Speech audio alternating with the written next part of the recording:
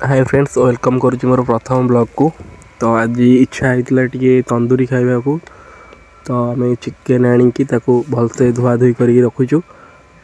धोईपर marinate करने आम नहीं अदा रसुण पेस्ट कंचा लंका धनिया पतर से पेस्ट करके ग्राइंडिंग करके भलसे तापर आम चिकेन पकईकी लेंबू टे चिपुड़ी मैरिनेट करदेबू। मैरिनेट करके किसी समय रखू तो भलसे रहीगला नरम हो भल लगे नरम हो गले। तो देखिपे आम भलसे सब मसला जो आम रहा पैकेट मसला लंका गुंड धनिया गुंड चिकेन मसला आम पकाचे पकई सारापर आम भल भाव गोलई दबा।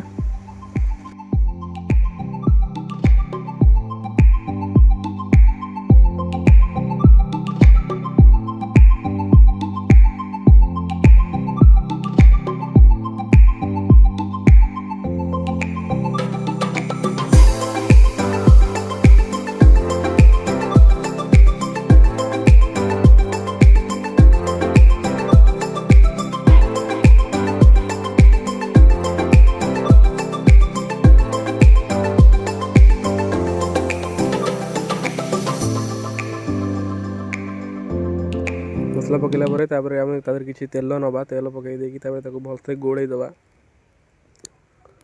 भलसे गोलई दबा आम पूरा मिसला मसला जमी मिसीज से चिकेन रे मिसला पर्यटन गोटे भलसे आम गोलैबा। गोलैक 5 ରୁ 10 मिनट छाड़दबा।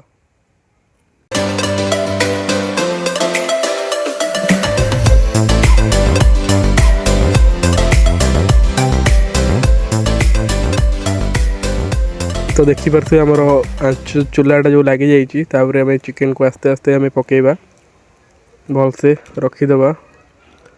से भी आस्ते आस्ते नियर धास चिकेनटा हो भलसे एपट सेपट करुवा जमी अधिका पोड़ी न जाए।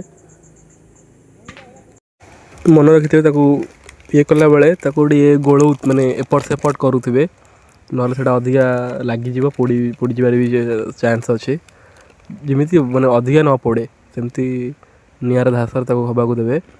तापर आस्ते आस्ते से भी टी चाहिए यदि आपण ऑयल किसी मस्टर्ड ऑयल लगे पारे भल हम से लगेले एमती करके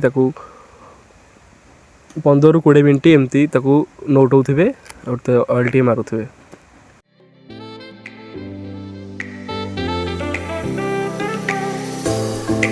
तो आमर पाखापाखि हो गलानी एलापर आम आम चटनी तैयारी करवा।